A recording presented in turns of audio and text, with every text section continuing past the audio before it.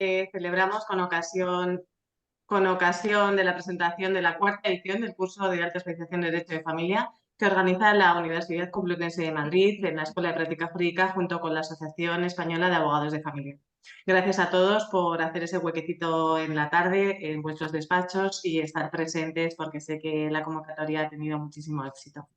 Antes de dar paso a la presentación de los ponentes de hoy, sí que me gustaría dar paso en primer lugar a las directoras del curso para que os hagan un breve resumen o una presentación de este curso que tanto éxito está teniendo. A continuación doy la palabra a Matilde Cuena Casas y a doña Carmen López Rendo, directoras del curso. Buenas tardes. Bien, muy buenas tardes a todos. Bienvenidos a esta presentación de la cuarta edición del curso de alta especialización en Derecho de Familia que organizamos conjuntamente la Escuela de Práctica Jurídica de la Universidad Complutense y la Asociación Española de Abogados de Familia, AEAFA. Y sobre todo también bienvenidos a esta webinar en la que vamos a tratar de aspectos problemáticos de la obligación de alimentos y que no viene más que su objetivo es precisamente el manifestar cuál es el enfoque práctico y la metodología que utilizamos en este curso de alta especialización en Derecho de Familia que hoy presentamos. Bueno, la primera pregunta es ¿por qué organizamos este curso? ¿No? Pues desde luego organizamos este curso porque somos muy conscientes de que todos los profesionales que se dedican al ejercicio profesional del derecho de familia tienen muy claro que constituye un área de conocimiento pues muy exigente porque es colindante con otras disciplinas, es una materia muy transversal que coquetea con el derecho internacional privado, con el derecho fiscal, con el derecho penal, con el derecho procesal, es decir, no basta saberse la regulación del Código Civil en materia de derecho de familia, sino que son muchas las materias que tiene que manejar a la perfección un abogado verdaderamente especializado en derecho de familia. Y esto, obviamente, pues, requiere una formación multidisciplinar en la que se traten todos estos aspectos que se va a encontrar realmente en la práctica y luego además también que se dé pues, un buen soporte de derecho patrimonial que también necesitan estos abogados especializados en derecho de familia para poder afrontar con éxito y con corrección pues, todos los problemas que plantean, por ejemplo, las liquidaciones de régimen económico matrimonial. Un buen soporte de derecho de obligaciones y contratos y de derechos reales es también importante. Entonces, este curso nosotros lo hemos organizado con esta finalidad para dar esta formación intensa, excelente, y de la mano, por supuesto, de grandes profesionales, porque los profesores de este curso pues, son grandes profesionales del mundo académico, de la abogacía especializada en derecho de familia y también, por supuesto, de la administración de justicia. Nosotros en este curso lo que queremos es dar ese plus que hace al abogado salirse de la media y convertirse en un auténtico abogado especializado en derecho de familia. Y para muestra un botón, veremos en esta webinar un poco cómo se analizan las cuestiones y qué enfoque práctico, sobre todo, tenemos en este curso. Y mi querida codirectora, seguro que quiere añadir algo más a este objetivo y finalidad de nuestro curso. Querida Carmen. Querida Mati, bueno, buenas tardes a todos por estar en esta webinar detrás de esa pantalla y simplemente yo quiero puntualizar a todo lo que Mati ya os ha dicho, que quizá para los que no conocen cuál es la metodología que utilizamos en este curso, tienen a los alumnos de los cursos anteriores que han elaborado sus vídeos con su opinión y mejor que nosotros, ellos no expresan cómo se han sentido con este curso. Sabemos que es un curso exigente, pero es que el derecho de familia parece ser que la gente piensa que no es nada, te dedicas al derecho de familia y bueno, eso no es derecho, dicen, ¿no? No es verdad, no es verdad. Y como es tan cierto que no es verdad, que nosotros hemos querido tocar todos esos aspectos transversales que afectan y que son indispensables para poder entender y llevar un pleito y un procedimiento y resolver las cuestiones que plantea el derecho de familia.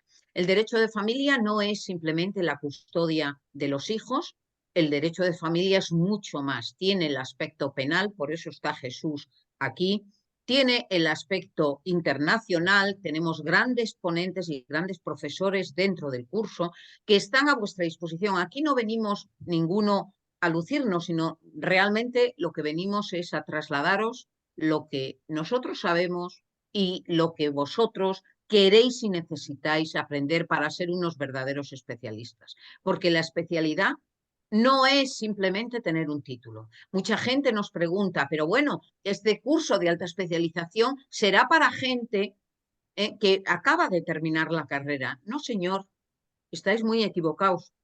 Este curso, la mayoría de la gente que le ha seguido en las promociones anteriores son gente que lleva muchos años de ejercicio profesional. Y cuando digo muchos años, hay gente que tenemos de todo. Es un marco, hay gente que tiene 1 año, 2 años, 3 años, pero la mayoría tienen 20 años, 15 años, 25 años.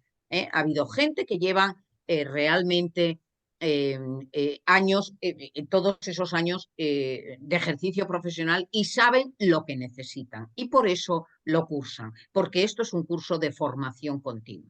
Entonces, bueno, pues simplemente quiero a aquellos que realmente queráis aprender y que os queráis formar, aquí estamos, es nuestra 4ª edición y estamos muy contentos porque las ediciones anteriores, las 3 ediciones anteriores, valoran realmente lo que es este curso de formación. Es muy intenso, son todos los viernes por la tarde y sábados por la mañana, pero creedme que luego echamos en falta cuando se acaba esa convivencia de los viernes por la tarde y sábados por la mañana. Es como que nos falta algo, ¿no? Y eso os lo pueden decir yo misma, porque realmente echo en falta esos viernes por la tarde y sábados por la mañana, pero los mejores que os lo pueden indicar son la gente que ya ha pasado por este curso. Así que muchísimas gracias por estar y bueno, vamos a empezar ya con este panel si queréis. Muchísimas gracias, Carmen. Muchísimas gracias, Matilde. Un placer compartir el curso con vosotras. Y ya pasamos a la presentación de los ponentes de la webinar de hoy. Tenemos en primer lugar a Matilde Buenacasas, que es catedrática de Derecho Civil de la Universidad Complutense de Madrid, vicepresidenta de la Fundación Hay Derecho y abogada. También tenemos a María Dolores Lozano, presidenta de la IAFA, abogada de familia especializada y mediadora familiar. Carmen López Rendo, abogada de familia especializada y miembro de Junta de la IAFA, y don Jesús Urraza, abogado especializado en Derecho Penal y socio de Derecho Penal del despacho Garridas. Sin más, una vez hecha la presentación, empezamos con María Dolores Lozano. Buenas tardes, Mariló. Empezamos contigo. La primera pregunta que se nos plantea o la primera duda que podemos introducir la webinar es ¿cuál es el fundamento jurídico de la pensión de alimentos para los hijos? ¿Qué diferencia hay entre esa obligación alimenticia destinada a los hijos mayores de edad y a los hijos menores de edad? Bueno, muchas gracias por contar conmigo para esta, digamos, sesión o primera sesión explicativa de cómo va a funcionar este curso en el curso de alta especialización. Bueno, yo creo que lo primero es decir que la pensión alimenticia es la contribución económica con pago periódico al que están obligados los progenitores para afrontar las necesidades de los hijos menores de edad y los mayores de edad no emancipados que carezcan de ingresos propios por causas ajenas a su voluntad. Y que incluye una serie de conceptos destinados a cubrir estos gastos, que son ordinarios, que son los gastos periódicos y previsibles, y los extraordinarios, que son aquellos imprevisibles y eventuales. Y como gastos ordinarios, el artículo 142 de nuestro Código Civil establece los costes derivados de la vivienda y suministros, alimentación, ropa y calzado, elementos de aseo e higiene, gastos de educación ordinarios en enseñanza, gastos médicos y farmacéuticos y los de ocio ordinarios. Y en el concepto extraordinario, todo aquello eventual, como pueden ser las clases extraescolares que no estén realizando los hijos en el momento de la fijación de la pensión ordinaria y las intervenciones médicas o gastos médicos no cubiertos por la seguridad social o por la sanidad, la cobertura de sanidad privada que puedan tener contratada la familia. La pensión de alimentos de los hijos menores de edad es una obligación que nace de la filiación, mientras que la pensión para los hijos mayores de edad tiene su fundamento en las obligaciones entre parientes previstas en el artículo 142 del Código Civil. y por tanto se necesitan 2 requisitos para la fijación en caso de que el alimentista sea el hijo mayor de edad. Debe tener un estado de necesidad y falta de independencia económica, y en el caso de que esta pensión de alimentos se fije en seno de procedimiento de familia, tiene que existir el requisito de la convivencia con el progenitor que le solicita la pensión de alimentos. Por tanto, la pensión de alimentos de un hijo menor de edad tiene una especial protección, y ya nuestro Tribunal Supremo dice que tiene una serie de connotaciones particulares que la distinguen de las restantes deudas alimentarias legales, y que existe una mayor flexibilidad en su fijación, no solamente para fijar el importe, sino en la interpretación del principio de proporcionalidad, porque los hijos menores tienen el derecho de gozar del mejor nivel de vida que los recursos económicos de sus progenitores le pueden brindar. Mientras que no ocurre con lo mismo con la pensión de los hijos mayores de edad. Por eso, cuando se trata de una pensión de alimentos de un hijo menor de edad, se introduce el concepto de mínimo vital, que se aplica en situaciones de acreditada dificultad económica, tal como recogen las sentencias del Tribunal Supremo del 18 de marzo del 2016 y del 20 de julio del 2017. Lo normal es siempre fijar un mínimo que contribuya a cubrir los gastos repercutibles más imprescindibles para la atención y el cuidado de un menor, y admitir solamente con carácter muy excepcional y con criterio restrictivo y temporal la suspensión del pago de la obligación de la pensión de alimentos. Es decir, ante la más mínima presunción de ingresos, cualquiera que sea su origen y circunstancia, ha de acudirse a la solución de imponer una pensión de alimentos. Y en el supuesto del progenitor totalmente insolvente, y tan solo en cuanto se acredite una situación total de insolvencia que le impida satisfacer las necesidades más básicas, estando prácticamente en la indigencia, el Supremo admite la suspensión temporal de la obligación del pago de la pensión de alimentos, y en tal sentido una sentencia de 29 de septiembre de 2022 en la que se distingue entre la suspensión de la obligación de prestar alimentos cuando hay una carencia de ingresos y la de abonar el mínimo vital en situaciones de dificultad económica. Dice la sentencia del Supremo que la suspensión tiene un carácter totalmente excepcional, restrictivo y temporal del pago de la pensión de alimentos cuando nos encontramos en una situación de precariedad, de indigencia, de pobreza y de miseria, de tal manera que no puede abonarse nada por imposibilidad material. Mientras que el fundamento de la pensión de alimentos de los hijos mayores de edad viene recogida en una sentencia del Tribunal Supremo también de febrero de 2019 que habla de la doctrina civilista del denominado principio de solidaridad familiar, el que se deriva del contenido de la obligación de prestar alimentos entre parientes en una situación de verdadera necesidad y no meramente asimiladas a la de los hijos menores. Hay una sentencia del Tribunal Supremo de 12 de febrero de 2015 donde se habla de predicar un tratamiento diferente según los hijos sean menores de edad o no, al ser los menores en una obligación propiamente alimenticia, que son deberes insoslayables inherentes a la filiación y que resultan incondicionales, mientras que no ocurre lo mismo con los mayores de edad. Por eso, cuando la solidaridad intergeneracional ha desaparecido, porque se incurre por parte del legitimario, en este caso alimentista, en alguna de las conductas reprobables previstas en la ley, es lícita la privación de la pensión de alimentos del hijo mayor de edad no independiente económicamente, porque no resulta equitativo que quien renuncia a las relaciones familiares y al respaldo y ayuda que comporta esta relación familiar pueda luego verse beneficiado después por una institución jurídica que encuentra su fundamento precisamente en los vínculos parentales. Marilo, muchas gracias. Creo que me ha quedado muy claro la diferencia entre los hijos mayores de edad y menores de edad, y además has hecho una referencia a los gastos que se incluyen en esa pensión. Por eso, retomando esos gastos, mi pregunta ahora va para Mati. Mati, ¿puede incluirse el pago del préstamo hipotecario en las partidas a tener en cuenta para el cálculo de la pensión de alimentos? Bueno, pues alguno podría pensar, y de hecho durante mucho tiempo se ha pensado el que como el pago del préstamo hipotecario es para la vivienda y por lo tanto podría cubrir lo que es el coste de alojamiento, pues que podría tener su lógica incluirlo en el cómputo de la pensión de alimentos. Si esto se hiciera así, las consecuencias serían bastante impresionantes. ¿Por qué? Porque el pago de la pensión de alimentos se hace en proporción a la capacidad económica. Y si la casa es de los 2 al 50% y metemos el pago del préstamo hipotecario en la pensión de alimentos, pues siendo la casa de los 2 al 50%, si uno gana el 80% de los ingresos, tendría que pagar el 80% de los gastos. Eso produce una situación tremendamente injusta, razón por la cual el Tribunal Supremo ya declaró en una sentencia en la que fue ponente doña Encarna Roca, por cierto, que es quien inaugura nuestro curso, Encarna Roca Trías, donde ya dijo la sentencia 28 de marzo del 2011, aclaró que no, el préstamo hipotecario no se puede incluir en la pensión de alimentos, porque no es una carga matrimonial, sino que es un gasto derivado de la propiedad. Digamos que es una inversión. Y claro, en la sentencia, en los hechos que juzgó precisamente esta sentencia, se producía este caso, la casa de los dos al 50%, porque hay que tener en cuenta que hay dos operaciones. Uno, la compraventa, en la cual los cónyuges son cotitulares, y luego hay otro contrato, que es un contrato de préstamo, que es distinto. Entonces, la casa es de los dos al 50% y, sin embargo, hay un préstamo que, si lo metemos en la pensión de alimentos, se paga en proporción a la capacidad económica, pudiendo generarse situaciones de enriquecimiento injusto. ¿Por qué? La casa es de los dos al 50%. Si el marido, por ejemplo, tiene una mayor capacidad económica y lo metemos en la pensión de alimentos, tendría que pagar el 80% del préstamo hipotecario. Sin embargo, cuando se vendiera esa casa, se repartiría en el precio el 50%. Razón esta que produce una situación de desequilibrio por la que el Tribunal Supremo dice: esto no es carga del matrimonio, es carga de la propiedad. Y el préstamo hipotecario se paga en proporción a la cuota de propiedad que corresponde al inmueble. ¿Que la casa es de los dos al 50%? Pues cada uno 50-50, al margen de su capacidad económica. Primera pregunta: ¿qué pasa si nuestro cliente resulta que no tiene capacidad económica para pagar ese préstamo hipotecario? Pongamos que es una persona que no se ha dedicado exclusivamente al hogar y la otra persona es la que trae los ingresos.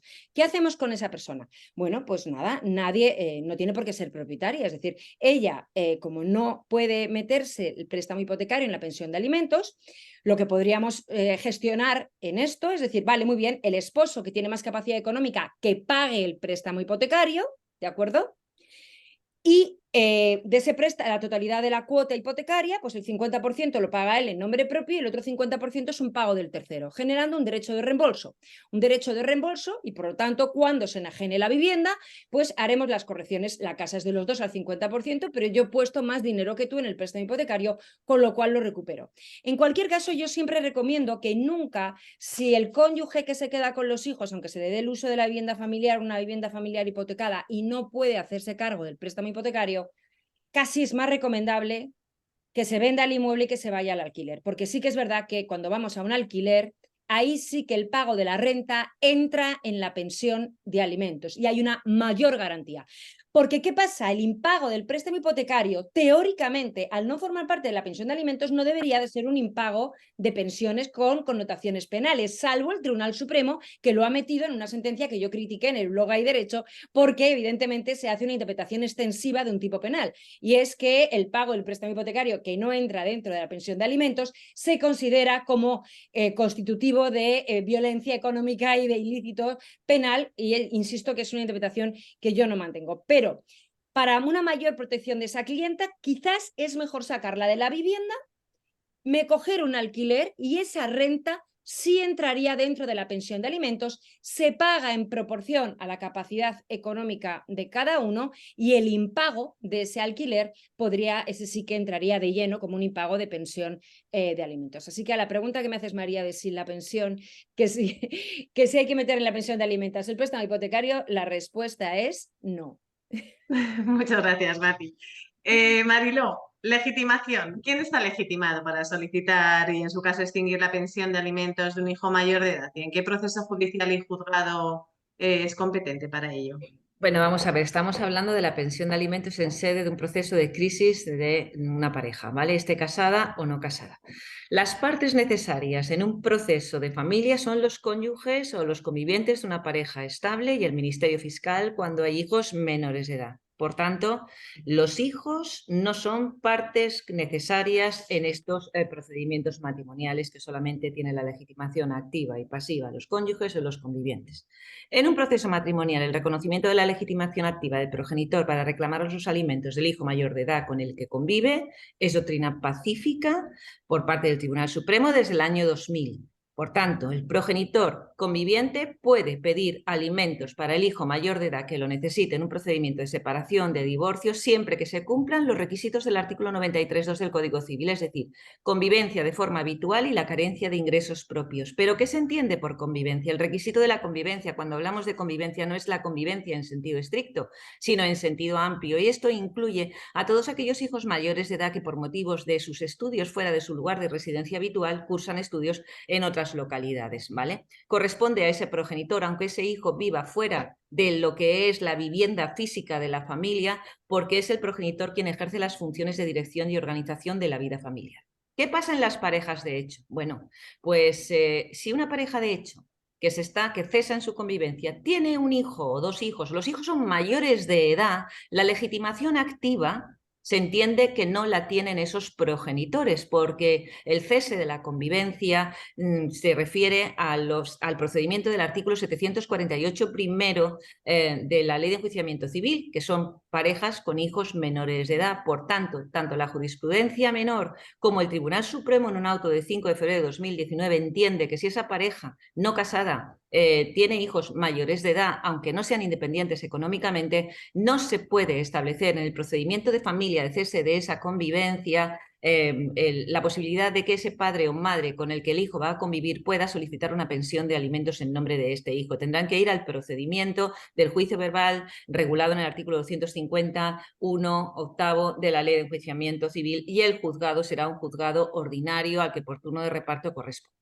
Pero ¿qué ocurre cuando en las parejas no casadas se da la circunstancia de que conviven hijos menores de edad e hijos mayores de edad? Aquí el Tribunal Supremo, a pesar de que tiene la doctrina de que no puede aplicar por analogía legis las normas del matrimonio a los supuestos de ruptura de la convivencia, amor uxorio o unión de hecho, en sentencia, esto lo viene declarado en sentencia 17/2018 de 2015, dice que cuando la única distinción en este caso sea si la pareja está o no casada entre sí, y cuando hay hijos menores y mayores que conviven, por economía procesal puede aplicarse el artículo 93.2 del Código Civil, porque si no se estaría discriminando, en este caso negativamente, a los hijos mayores de edad de parejas no casadas, lo cual parece que es no admisible desde el punto de vista constitucional. Por tanto, se aplica cuando se da esta circunstancia en parejas no casadas de hijos mayores de edad, no independientes y menores de edad de la familia, que se pueda solicitar la pensión de alimentos. Tiene la legitimación activa para solicitar la pensión de alimentos el progenitor con el que el hijo convive. El ejemplo pues es un niño menor y una niña mayor. Entonces sería obligar al hijo mayor de edad, no independiente económicamente, a tener que interponer un procedimiento contra sus dos padres en un juzgado que no tendría por qué ser el juzgado de familia, y evidentemente esto podría dar lugar a sentencias contradictorias, obligarle a todos los efectos negativos de la independencia de la cosa juzgada, lo que sería interpretar el artículo 93.2 de una forma absurda y contraria al principio de igualdad y al derecho de defensa. ¿Qué ocurre cuando estamos en un procedimiento de modificación de medidas donde queremos solicitar la minoración de esa pensión alimenticia o la extinción de la pensión alimenticia si se dan los condicionantes o los requisitos establecidos en los artículos 152 y siguientes del Código Civil? ¿Contra quién se dirige la demanda? ¿Contra el hijo? ¿Contra el progenitor? Pues aquí la jurisprudencia está clara totalmente, es decir, la legitimación activa y la legitimación pasiva, es decir, tiene que soportar el hecho de interponer una demanda para solicitar la minoración o extinción de la pensión, o tiene que recibir esa demanda el progenitor, porque la relación jurídico-procesal se estableció en el primer procedimiento. En los procedimientos de familia las partes son los progenitores y en ningún caso los hijos. Ello con independencia que los hijos tienen derecho, si lo consideran, a interponer un procedimiento independiente, el anteriormente que he citado, el 258 de la Ley de Enjuiciamiento Civil, de forma independiente contra sus padres y demás, pero la legitimación activa y pasiva corresponde a los progenitores. Y esto viene de forma reiterada en nuestra jurisprudencia, tanto la del Tribunal Supremo como la jurisprudencia menor. Los hijos, si desean interponer un procedimiento en reclamación de alimentos contra sus padres independiente al procedimiento de familia, pues tienen que acudir. Lógicamente son los actores, o en su caso, si los padres desean dejar sin efecto esta pensión o minorarla, será la legitimación pasiva, será soportada por los hijos para este procedimiento. Por tanto, si el hijo mayor es llamado al procedimiento por el padre o la madre que intenta minorar la pensión o extinguirla, la madre en este caso, si es con quien el hijo convive, no tiene la posibilidad de alegar falta de litis consorcio pasivo, sino que es el propio hijo que tendría que alegar su falta de legitimación pasiva. Si resulta que no es llamado al procedimiento de modificación de medidas para minorar o extinguir la pensión de alimentos, el progenitor con el que el hijo convive o del que depende, esto ya no es una falta de litis consorcio pasivo necesario, sino que es la falta de acción o falta de legitimación pasiva ad causam. pensión, ¿vale? Por tanto, ¿y esto por qué? Porque, como he dicho anteriormente, la determinación de la adecuada constitución de la relación jurídico-procesal aparece vinculada a una cuestión de orden público que puede ser apreciada de oficio y fue establecida en el primer procedimiento donde se estableció la pensión.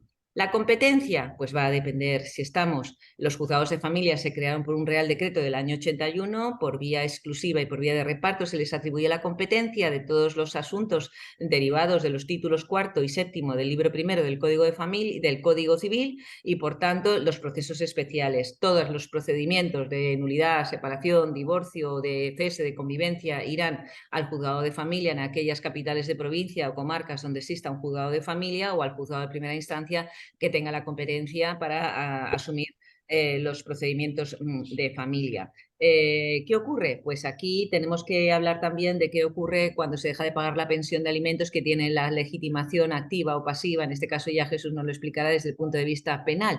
E importante, que creo que es muy importante, tener en consideración que la pensión de alimentos de un hijo mayor de edad no es derecho necesario, no es ius cogens, es un derecho de justicia rogada y que por tanto tiene que ser específicamente, digamos, alegado en el procedimiento. Si quien interpone una demanda, la parte actora, y tiene un hijo mayor de edad dependiente económicamente, no introduce en el procedimiento la fijación de una pensión de alimentos para ese hijo mayor de edad, la parte demandada, que es el otro progenitor, si le interesa que se establezca una pensión de alimentos, tiene que peticionar esa pensión de alimentos del hijo mayor de edad cuando conteste la demanda a través de una demanda reconvencional al amparo del 770 segundo de letra D de la ley de enjuiciamiento, porque dice que solamente será admitida la reconvención cuando el cónyuge demandado pretenda la adopción de medidas definitivas que no hubieran sido solicitadas en la demanda y sobre las que el tribunal no pueda pronunciarse de oficio, y el tribunal no puede, bajo ningún concepto, pronunciarse de oficio sobre la determinación de una pensión de alimentos de un hijo mayor de edad si ninguna de las partes lo ha introducido en el procedimiento. Interesante. Tenemos 400 personas en directo conectadas, con lo que eso indica que la pensión de alimentos de los hijos mayores de edad es un tema que surge muchas cuestiones y muchas preguntas, y por eso los tenemos ahora mismo conectados. Siguiente pregunta, Marilo. ¿Quién administra la pensión del hijo mayor de edad? ¿Quién administra? Pues eso depende de las dos situaciones que puedan darse. Vamos a ver, si la pensión se va a pagar por el padre o la madre que tenga que pagar la pensión para ese hijo mayor de edad, en una cuenta del hijo, pero que es una cuenta que está administrada o es cotitular el otro progenitor, porque va a estar bajo su supervisión en la manera en que va a administrar esos fondos, evidentemente esa pensión, aunque esté en una cuenta del hijo del que la madre o el padre sea cotitular o autorizado para supervisar, porque los hijos son mayores de edad, pero muchas veces no tienen la capacidad de gestión adecuada de esos fondos, pues entonces eso acreditaría la legitimación del progenitor porque dirige la vida familiar y evidentemente, aunque el hijo pueda hacer uso de determinadas pequeñas sumas de ese dinero para sus propios gastos, tal, pues va organizando. Y esto es importante a la hora de pedirlo, tanto de ponerlo en los convenios como cuando se solicita judicialmente. Si lo que se está pidiendo es que la pensión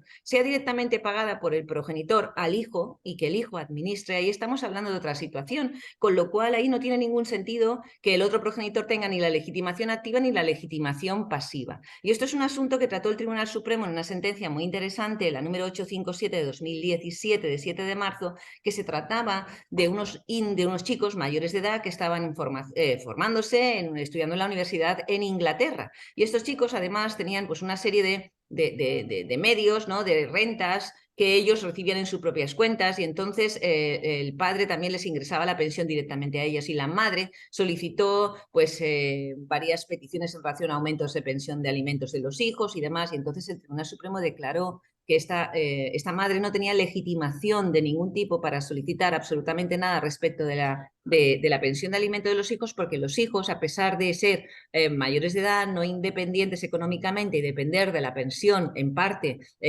alimenticia del padre, pues ella lo que estaba haciendo en ese procedimiento es tener una representación voluntaria, pero no podía ser legitimada activamente para pedir nada de los niños, porque tenían, de los hijos mayores, porque ya tenían, digamos, una organización propia de vida y de administración. ¿Cuáles son las causas de extinción de los hijos mayores de edad? Claro, porque no podemos tener al hijo mayor de edad siempre con esa pensión de alimentos. Esa me toca a mí también. Bueno, pues vamos Sí, a ver. vamos a terminarlo. Los alimentos de los hijos no se extinguen ni se minoran por sí al alcanzar la mayoría de edad, ¿vale? Sino que esta obligación de los padres se extienden hasta que alcanzan la suficiencia económica. ¿Y qué se entiende por suficiencia económica? Pues cuando se tienen ingresos que les permitan satisfacer el mínimo vital. Y esto es importante, ¿vale? Porque estamos acostumbrados a fijar y a pedir pensiones de alimentos para los hijos mayores de edad como si se tratara de hijos menores de edad, aunque todo también depende de la capacidad económica de los padres, ¿vale? Pero esto siempre y cuando la necesidad que tengan los hijos no haya sido creada por su conducta, por su propia conducta, porque no procede mantener una pensión de alimentos de un hijo mayor de edad cuando ha abandonado definitivamente sus estudios, cuando no se encuentra en una actitud, digamos, activa de búsqueda de empleo, porque si no, lo que dice el Tribunal Supremo es que se favorece el parasitismo social.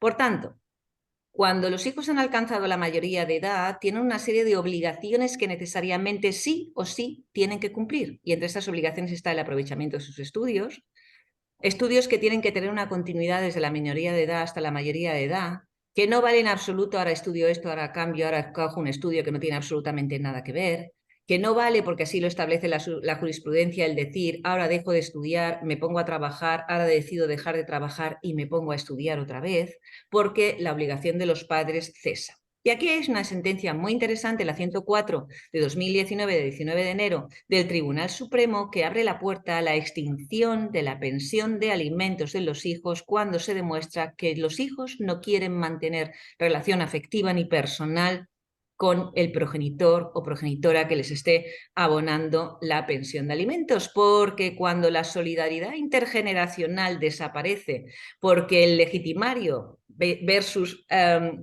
alimentista incurre en alguna de las conductas reprobables previstas en la ley, es lícita la privación de esta pensión de alimentos. Pero también dice el Tribunal Supremo que esto tiene que ser apreciado y de forma restrictiva y que la prueba tiene que ser muy rigurosa. Es importante, cuando tenemos hijos mayores de edad, en los convenios sí se puede y si no en la demanda o en la contestación a la demanda, si ya tenemos una edad ya avanzada ya me refiero 22, 21 años, ya solicitar al tribunal la posibilidad de que fije y limite la pensión de alimentos, porque esto es una forma de advertir al alimentista que tiene que ponerse las pilas, en el sentido de que tiene que procurar el aprovechamiento de los estudios o la búsqueda de empleo, al menos un empleo que pueda servirle para coordinar y para ayudar a satisfacer sus propios gastos. Y esto en el Código de Derecho Foral aragonés viene muy bien determinado en los artículos 69 y 70, porque establece una serie de obligaciones de los hijos de una forma mucho más pormenorizada que nuestro Código Civil, y además dice que la pensión de alimentos como máximo es hasta los 26 años, salvo que por pacto o por una resolución judicial se determine en lo contrario.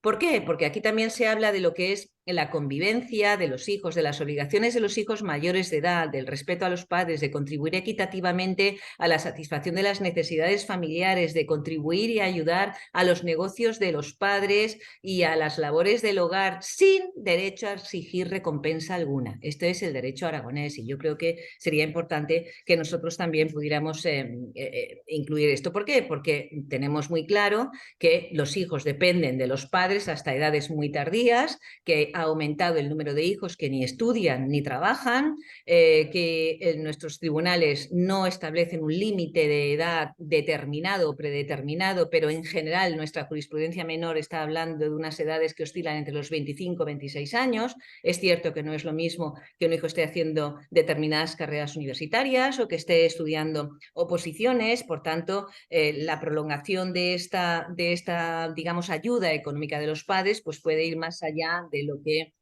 puede ser habitual en otros casos, porque aquí hay, como en todo, muchísima casuística. Hay una sentencia muy interesante de Albacete, de la Audiencia Provincial de Albacete, de 9 de marzo de 2016, que a mí me encanta, porque dice lo siguiente, dice, es cierto que son mayores las posibilidades de acceder a un empleo si se es menos selectivo sobre las características del empleo. ¿vale? Y la sala no alberga dudas sobre el hecho de que el beneficiario de los alimentos podría haber encontrado algún tipo de ocupación si su objetivo hubiera sido el de conseguir simplemente una remuneración equivalente al importe de la pensión, ya que él mismo no está quejado de ninguna enfermedad y es una persona joven que en principio puede desarrollar cualquier trabajo. ¿Qué tenemos para intentar eliminar o extinguir una pensión de alimentos? La falta de aprovechamiento de los estudios, el eterno estudiante de Derecho que está con 6 años estudiando en primero o en segundo curso, varios años matriculados en una carrera sin que haya un aprovechamiento de estudios, aprobando pues, el mínimo de asignaturas cada año, o el cambio de tipo de estudios, que ya lo he dicho anteriormente, es decir, el padre o la madre está obligado a hacer frente o a ayudar a unos estudios universitarios o unos estudios de formación profesional, pero no a estudios que no tengan ningún tipo de relación unos con otros. La Audiencia Provincial de Barcelona, en una sentencia de la sección 12ª, la número 307 de 2019, de 9 de mayo, tiene una sentencia maravillosa que dice que las personas, cuando alcanzan la mayoría de edad, gozan ya de sus plenos derechos para decidir qué quieren hacer y cómo quieren vivir y qué tipo de relaciones quieren seguir manteniendo con sus familiares más próximos, pero también deben asumir las responsabilidades de sus decisiones, porque ya no están bajo la protección incondicional de los menores porque ya están en la vida adulta. También hablamos de la ingratitud como causa de extinción de la obligación de alimentos, del artículo 152 del Código Civil, que pueden dar lugar incluso a motivos de desheredación. Y esto en Cataluña lo tienen muy bien regulado en el artículo 237, apartado 13.e, de la prolongada ausencia de la relación entre el progenitor y el hijo, siempre que se cumplan una serie de requisitos. Ausencia de la relación, que esa falta de relación sea manifiesta, que sea continuada y constante en el tiempo y que no haya ni trato alguno entre ellos y que la causa sea imputable exclusivamente al hijo sin intervención del progenitor. Bueno, aquí las posibilidades, lo que está claro es que se ha abierto la posibilidad de que los padres y madres divorciados dejen de mantener a los hijos desagradecidos, que tienen una total falta de apego y de relación, y esto puede justificarse a una situación que sea imputable a los jóvenes. Hay una sentencia muy interesante que se llevó en el juzgado de Madrid número 23 y luego en la audiencia que la confirmó, de un padre, bueno, que solicitaba la extinción de la pensión de alimentos de un hijo de 24 años y una hija de 22, que hacía 10 años que no querían mantener ningún tipo de relación, pero es que en la testifical que se practicó en la primera instancia dijeron que es que no tenían ningún interés en mantener relación con su padre, que no iban a hacer el más mínimo esfuerzo por querer saber nada de él, y entonces pues el Tribunal de Instancia dejó sin efecto la pensión, fue confirmada por la Sala y fue confirmada también por el Supremo. Si bien nuestra doctrina jurisprudencial, hablando de nuestro Tribunal Supremo, dice que para que pueda extinguirse la pensión de alimentos del hijo mayor de edad por falta de relación con el padre, hay que acreditar que es una falta de relación manifiesta y que es imputable de forma principal y relevante al hijo. Aquí vamos a ir al histórico de esta crisis familiar, de qué manera ha habido, digamos, qué es lo que ha sucedido a lo largo del procedimiento cuando el niño o la niña era menor de edad y cuál, digamos, ha sido la forma de comportarse o la falta de habilidades parentales que haya podido tener ese padre o esa madre en el momento de la crianza del hijo y qué dificultades ha tenido para ello. Bueno, y en principio también hay una sentencia muy interesante de la Audiencia Provincial de Barcelona, también de la sección 12ª, en la 307 de 2019 de mayo, en la que se trata de un hijo de 24 años que hace ya 6 años que sus padres están divorciados, él hace 6 años que no mantiene ningún tipo de relación con sus padres, él trabajaba, decide dejar el trabajo para volver a estudiar y entonces pide una pensión de alimentos a los dos padres en el procedimiento del juicio verbal independiente entre parientes. Y la Sala dice, a ver, que debe asumir las responsabilidades de sus decisiones, que no se encuentra bajo la protección de sus padres, que se incide en que su decisión de volver a estudiar supone la puesta en marcha de un nuevo proyecto que pretende realizar en vez de procurarse un sustento y que, por tanto, solo va a ser posible en tanto pueda procurárselo él mismo. Es él el que lleva las riendas de su vida y quien debe valorar qué posibilidades tiene de compatibilizar el estudio con el trabajo necesario para mantenerse a sí mismo. Por tanto, cuando los estudios se interrumpen y luego volvemos a querer estudiar, eso no entra dentro de las obligaciones del padre ni de la madre.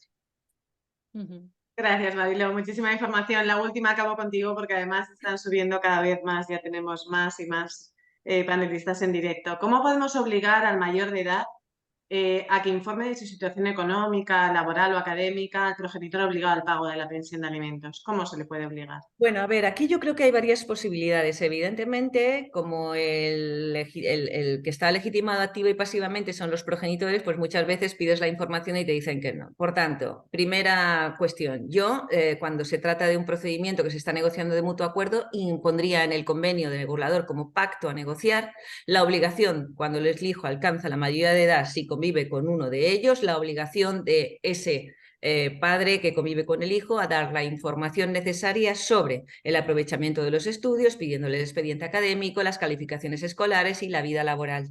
Como los hijos mayores de edad, cuando tienen dependencia económica de sus padres, también tienen que decir que consienten o que conocen el contenido del convenio regulador, porque los juzgados, cuando hay un mutuo acuerdo, los padres se ratifican, pero en aquellas medidas afectantes a los hijos mayores de edad dependientes económicamente también tienen que ir al juzgado para decir que lo conocen, por tanto no pueden decir que no. Se puede incluir en un pacto del convenio que el hijo conoce y sabe, y además sabe, porque además va a ir al juzgado a decir que lo conoce perfectamente, que tiene esta obligación.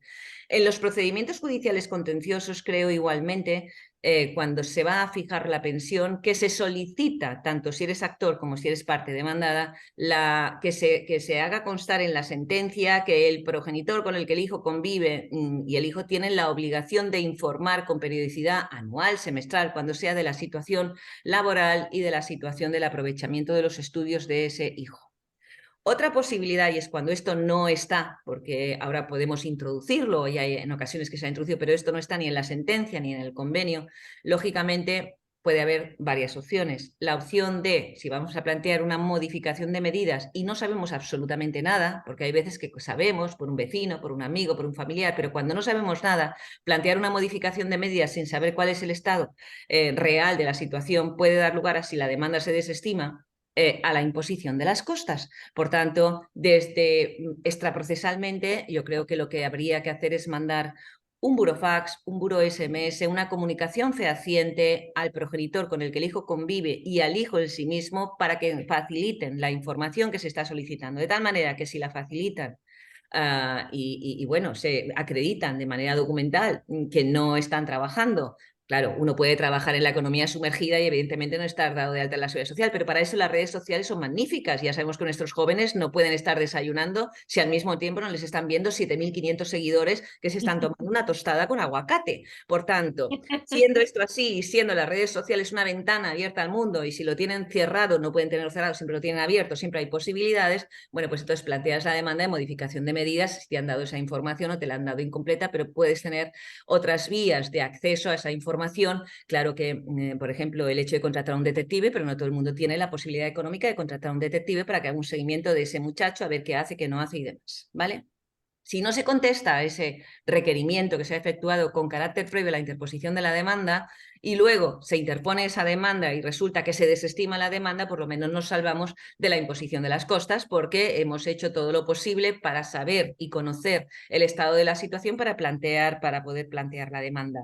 Otra posibilidad, evidentemente, si ya planteamos una demanda y no hemos hecho o habiendo hecho el burofax no nos han contestado, es solicitar en otro sí digo de la demanda la exhibición documental de los artículos 328 y 329 de la Ley de Enjuiciamiento para que se requiera a la parte demandada para que aporte a los autos vida laboral, tal, y requerimiento directamente al hijo en cuestión, dado que el hijo tiene interés en el procedimiento conforme a los artículos 13 y 14 de la Ley de Enjuiciamiento Civil, aunque no son parte necesaria del procedimiento, yo puedo provocar la intervención para que aporte toda esa documentación.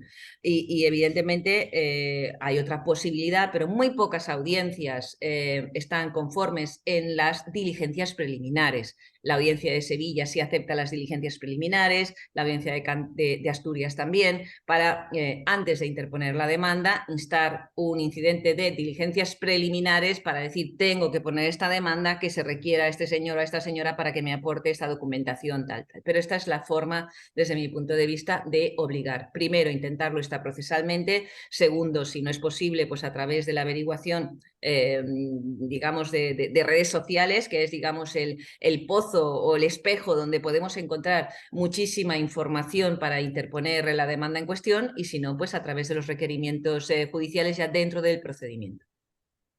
Muchas gracias, Marilo. De Creo nada. que ha quedado muy cerrado el tema de los mayores de edad y por eso paso ahora con Matilde Cuena a plantear otro tipo de cuestiones, como es un tema siempre problemático, que es la retroactividad de la pensión de alimentos cuando se trata de hijos menores de edad, Mati. ¿Qué sucede cuando, estando determinada la filiación de uno de los progenitores, se deja de atender las necesidades del menor sin que exista una resolución judicial que obligue a ello? Pues esta es una situación tremendamente problemática, injusta, mal regulada y que yo creo que los abogados deberían de pelear un cambio en la interpretación de esta norma, porque efectivamente Mariló ya lo ha explicado perfectamente la diferencia que hay entre los alimentos de los mayores y de los menores y que hay una cuestión que está clarísima. Cuando estamos en un menor de edad no tiene que probar estado de necesidad. Su obligación de alimentar a un menor de edad nace directamente de la ley y está en el artículo 39 de la Constitución. Por lo tanto, no necesitaríamos ningún pronunciamiento judicial para que un progenitor, cuando está determinada la filiación, pague los alimentos sin necesidad de que se aplique el artículo 148, que es solo desde la interposición a la demanda. ¿Por qué razón? Se producen situaciones verdaderamente dramáticas. Este artículo 148 está diseñado para aquellos casos en los que la filiación no está determinada. Yo, de hecho, acabo de hacer una propuesta de reforma del Código Civil en esta materia y traslado aquí muchas de las cuestiones que ahora están muy bien reguladas en el derecho catalán, donde efectivamente esto es absurdo y ridículo, y en mi opinión, inconstitucional, que a un menor de edad, o sea, imaginemos que es un matrimonio con menores de edad, coge uno de los progenitores la puerta y se larga. La esposa, vamos a poner nuestro ejemplo, se queda con los niños y tarda 6 meses en interponer la demanda porque se queda noqueada. Porque muchas veces desde que a una le pasan estas cosas hasta que ya se ve la realidad te dice que me da, hasta que piensan que no es definitivo, venga, vamos a pasar tiempo, va pasando tiempo, va pasando tiempo. Luego, curiosamente, cuando se le fija una pensión de alimentos, pues resulta que se le fija con una retroactividad desde la interposición a la demanda. Oiga, ustedes son menores de edad. Su obligación de alimentos nace de la ley. Evidentemente, lo de la interposición de la demanda está pensado cuando no sé que soy padre, o sea, que le pasa a los hombres, a nosotras no. Era un chiste, pero bueno, no hay... ¿Eh? Pero los hombres descubren que son padres y de repente les cae una demanda con todos los... Pues evidentemente ahí se pone un límite desde la interposición, pero cuando está determinada, si yo, por ejemplo, en ese matrimonio, imaginemos que tenemos acordado una distribución del pago de cargas matrimoniales de 60-40, porque han calculado sus ingresos, están casados en separación de bienes y han dicho, bueno, pues tú pagas el 60% de los gastos y yo el 40%. Muy bien, ahí está la obligación. Si ese señor coge la puerta y se va y no paga nada, vamos a ver, si no hay crisis y se queda en la casa viviendo y no paga, ella, artículo 1318 del Código Civil, los bienes de los cónyuges están sujetos al cumplimiento de las cargas. Puede exigir que le pague la parte proporcional que le corresponde, ¿de acuerdo? Pero si ese señor coge la puerta y se va, pues se produce el contrasentido de que solo va a tener que pagar los alimentos desde la interposición de la demanda. Y lo peor de todo es que aquí el derecho nace con la necesidad, pero resulta que es exigible desde la interposición de la demanda. Esto cuando se trata de menores no tiene ningún sentido si la filiación está determinada. De hecho, esto se planteó ante el Tribunal Constitucional, que ni siquiera en auto del 16 de diciembre de 2014 no se admite a trámite una cuestión de inconstitucionalidad planteado por un juez en Baleares, donde dijo, oiga usted, a mí es que esto me parece que no es constitucional el que tengamos que esperar a que interponga la demanda y que la retroactividad sea hasta ahí.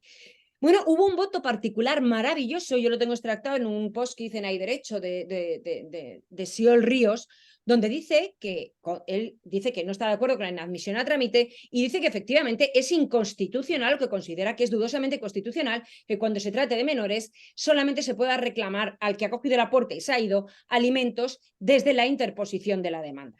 Porque claro, mi problema es lo siguiente, vale, te lo compro, no me queda más remedio, es de la interposición de la demanda, pero ¿y yo, que he estado pagando de mi bolsillo todos los gastos de los niños durante esos 6 meses hasta que interpongo la demanda? ¿Te puedo pedir una acción para que me pagues? Porque yo he hecho un pago indebido. Tú tenías que pagar el 60, yo el 40, yo he pagado el 100%. ¿Te puedo reclamar ese 60% por pago de lo indebido? ¿Por pago del tercero? Pues claro, yo por eso lo digo, si está documentado en situación de normalidad, por supuesto que sí. En situación de crisis, tú dices que esa obligación de dar alimentos del padre solo desde la interposición de la demanda. Si eso fuera así, no podría yo reclamarlo luego en otro procedimiento, ¿de acuerdo? En otro procedimiento esa reclamación de cantidad porque he pagado. Y además es que esto lo ha dicho el Tribunal Supremo en el caso, en una sentencia tremendamente discutible del 7 de marzo del año 2017, que fijaos, una cosa absolutamente tremenda. No era con menores, pero me vale para esto porque era una acción de regreso, era una acción de repetición, que es a lo que me estoy refiriendo, ¿vale? Pues aquí un hermano paga alimentos a una madre voluntariamente, sin que la madre le demande, y cuando él va a decir a sus otros 3 hermanos, oye, darme la parte que corresponde, de que he atendido yo voluntariamente a mamá, le dice el Supremo que como no les ha demandado, que no hay acción de regreso. En fin, absolutamente lamentable. Esto pasa exactamente igual con los menores. Es decir, con este planteamiento de que solamente cabe dar los alimentos desde la presentación a la demanda, en ese periodo de tiempo en el que ha abandonado y que realmente no ha pagado, ¿de acuerdo? Que podría incluso hablarse de algo, incluso de un ilícito penal, luego lo dirá Jesús cuando pueda ver si hay en un caso, pero si no hay alimentos, no hay esa retroactividad desde solo hasta la interposición de la demanda, tampoco puedo pedir esa parte. Yo personalmente creo que hay que hacer una interpretación teleológica de la norma y no puede suceder que los menores en situación de crisis matrimonial estén más desprotegidos que en situación de normalidad matrimonial. Y en caso de que se estime, en caso de que se estime desde la interposición de la demanda, ¿tiene alguna acción el otro progenitor para reclamar esas cantidades abonadas? Claro, Para es lo que estaba planteando ahora, efectivamente, que si solo se retrotrae el momento de la interposición de la demanda, pues habría que entender que el que se ha hecho cargo no tendría esa acción, cuando realmente debería de tenerla, porque esa es una obligación que nace de la ley y yo desde luego sí que la defendería absolutamente, y de hecho creo que hay algunas resoluciones en las que sí se ha dado, pero lo que quiero decir es que esta aplicación del 148 a los menores de edad me parece sumamente discutible y que esa limitación de retroactividad debe aplicarse a aquellos casos en los que la filiación no estaba determinada. En todos los demás casos, sí. El incumplimiento de la obligación de prestar alimentos también es otro aspecto que más problemas se nos plantea en la práctica. ¿Qué sucede cuando el alimentante se declara en concurso de acreedores? Vamos a ver, uno de los grandes problemas, y aquí hay una de las grandes dudas, y es otra manifestación de lo que hacemos en el curso, de tocar distintas áreas del ordenamiento jurídico en las que se puede ver afectado un abogado de familia. Un abogado de familia, aunque no le guste, porque a la mayoría no les gusta absolutamente nada, se va a tener que enfrentar a un procedimiento concursal, le guste o no. Estamos ya, el 70% de los concursos ya son de persona física, el incremento ha sido absolutamente brutal desde la última regulación. Pero lo que está claro es que cuando una persona se declara en concurso de acreedores hay una situación de riesgo. Y es que esta persona, al ser persona física, puede solicitar la exoneración del pasivo insatisfecho, que viene a significar que las deudas exonerables que queden impagadas no se pagan, pierdes el derecho de crédito. ¿Le pasa esto a una persona? Cuando la deuda es de alimentos, a ti te ha dejado de pagar, imagínate, 15.000 euros de alimentos y se declara en concurso. ¿Qué pasa con esa deuda? En primer lugar, aquí hay que distinguir muy bien entre la deuda de alimentos y el derecho de alimentos. Bien, la deuda de alimentos es una deuda no exonerable, con lo cual tranquilidad absoluta, porque aunque ese alimentante vaya a concurso y pida la exoneración, eso no va a afectar a las deudas de alimentos. Y luego, además, respecto de las deudas que se deben, los alimentos que se devenguen con posterioridad, la calificación que tiene el crédito por alimentos en el concurso es crédito contra la masa. Es el primero que se paga. Por eso yo alguna vez dando una conferencia me ha hecho mucha gracia porque alguna persona tenía este problema de los alimentos, le digo esto y dice, pues le voy a declarar yo en concurso necesario y me voy a poner la primera de la cola, porque efectivamente este señor te está diciendo que no te paga alimentos porque tiene que pagar a fulano, mengano, zutano, cuidado, como te vayas a concurso, la primera en cobrar soy yo. ¿De acuerdo? Porque el crédito de alimentos está totalmente protegido. Incluso puede pasar que una persona en concurso se le pueda pedir alimentos. El artículo 124 del texto refundido de la ley concursal lo permite. Si hay bienes suficientes en la masa, puede estar obligado a dar alimentos a los hijos sujetos, por supuesto, a patria potestad. Y el problema que prácticamente se plantea es el siguiente, con las pensiones de alimentos que tenéis fijadas en los juzgados de familia. ¿Y qué es lo que puede hacer el juez mercantil? Porque claro, ¿qué le ocurre al juez mercantil si este señor se declara en concurso y me viene con unas pensiones de 1.000 euros por niño y tiene 4? y no tiene suficiente para pagar esas pensiones.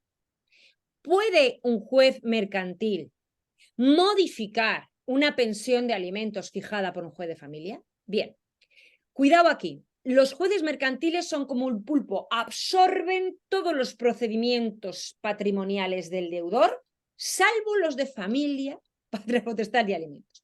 Por lo tanto, un juez de familia no va a poder nunca modificar una pensión de alimentos, porque no tiene competencias para hacerlo. Pero es que además, si el propio concursado se quiere divorciar durante el procedimiento concursal, cosa que es harto frecuente porque se mosquean mucho, porque el procedimiento concursal se puede convertir en un arma tremendamente poderosa contra el otro cónyuge, le arrastra, las deudas que deja de pagar el deudor concursado normalmente le van a salpicar al otro y eso acaba en crisis matrimonial. ¿Qué pasa si yo me quiero divorciar y estoy en concurso? Es una acción personal, no la puede ejercitar nadie más que yo. Pero cuidadito, si se inicia un procedimiento de familia después de un concurso, se va a personar la administración concursal, porque tiene que determinar y tiene que opinar sobre la aplicación de la fijación de los alimentos. Por tanto, nunca se va a absorber por parte del juez mercantil ninguna competencia en materia de alimentos. Ojo, sí va a poder hacer una cosa. Va a poder hacer una cosa que no os tiene que preocupar porque hay que entenderla bien. Si un juez se encuentra con que tiene 1.000 euros por niño, tiene 4 y no tiene masa activa para pagar eso contra la masa, lo que sí puede hacer es reclasificar el crédito de alimentos en el concurso y decir, vale, de estos 1.000 euros que tengo por niño que no los puedo pagar, tampoco los puedo exonerar, voy a coger 600 o 400 los pago contra la masa. O sea, tú vas a recibir una pensión todos los meses de 400 euros aunque el deudor esté en concurso. Te lo va a pagar el administrador concursal, ¿vale?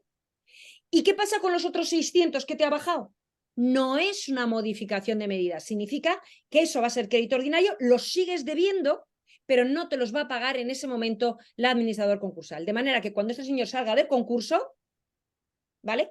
Te va a deber los 1.000 euros mensuales porque nadie te ha modificado esa pensión y esa diferencia entre 1.000 y los 400, o sea, esa diferencia de 600 que no te los ha pagado el juez de concurso porque no había con qué pagarlos.